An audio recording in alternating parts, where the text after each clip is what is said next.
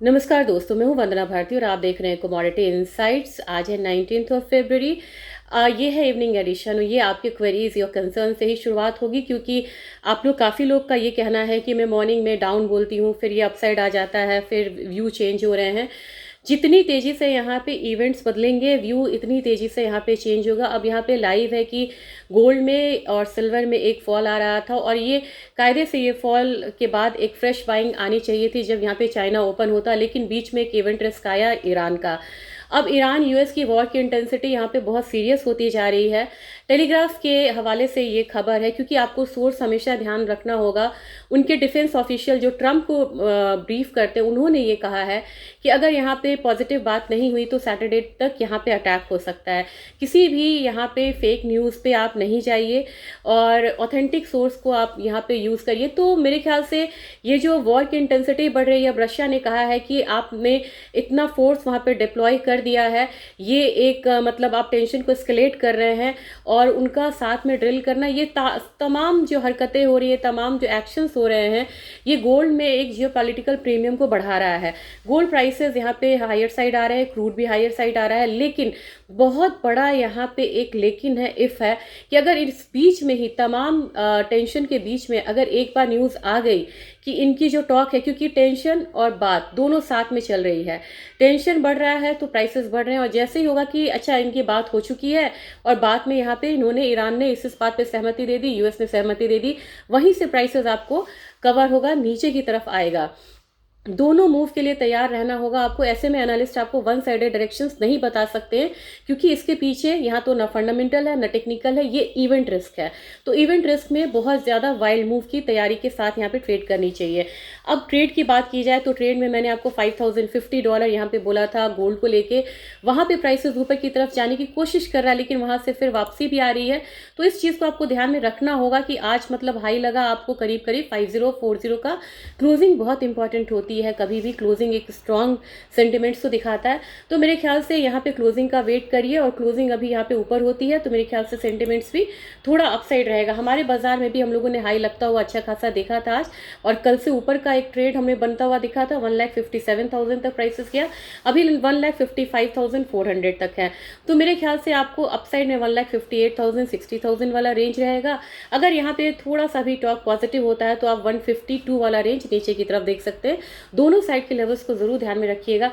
रही बात सिल्वर की, मैं यहाँ पे बस एक चीज को ध्यान में रखे हुए हूँ कि 79.72 ये एक लेवल के ऊपर अगर सिल्वर की क्लोजिंग होती है, क्योंकि ये 50 डेज मूविंग एवरेज है, काफी अहमियत रखता है।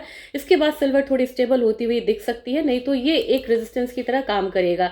आज के दिन में हम लोगों ने सिल्वर में बढ़त आते हुए देखा भी, यहाँ पे 2,48,600 के करीब आया, लेकिन वापसी यहाँ पे हम लोगों ने 243 वाला रेंज आता हुआ देखा, इनफैक्ट 242 वाला रेंज आया है। नीचे में आपको 2,38,000 वाला एक सपोर्ट यहाँ पे रहेगा फिलहाल के लिए, और मार्केट नीचे क्रैश होती है क्योंकि 2,34,000 तक आप मान के चल सकते हैं। आप बोल रहे हैं कि गोल्ड में अपसाइड सिल्वर में डाउनसाइड क्यों?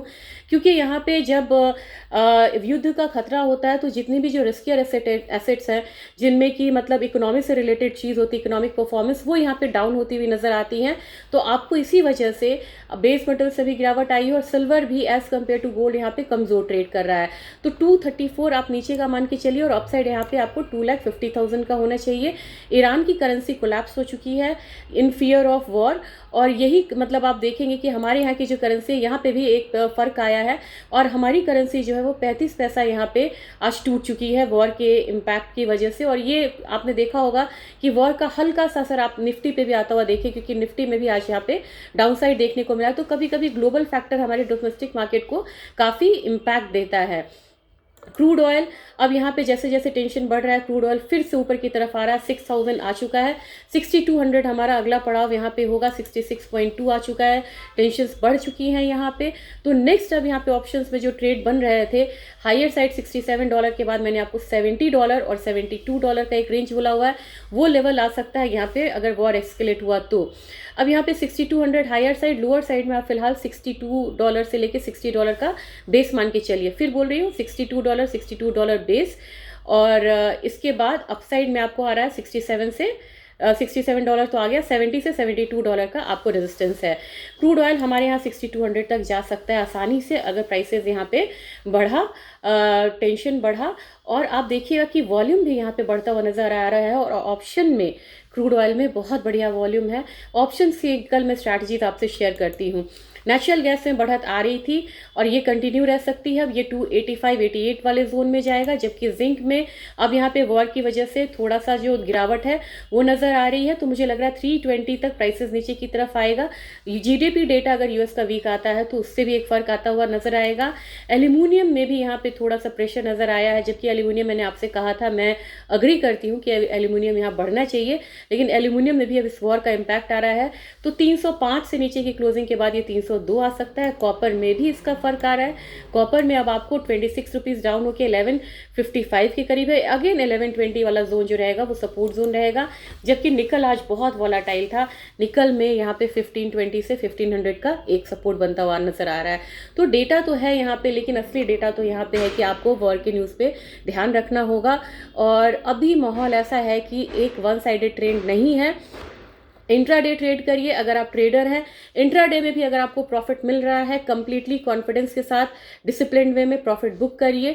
नहीं तो ये आपका इंट्राडे पोजिशनल ट्रेड में कन्वर्ट हो सकता है। या तो आप ईटीएफ में करिए या फिजिकल में करिए, बिल्कुल लॉन्ग टर्म में रहिए। लेकिन शॉर्ट टर्म में डायरेक्शनल मार्केट अभी फिलहाल मिसिंग है और दोनों तरफ के ट्रिगर्स हैं।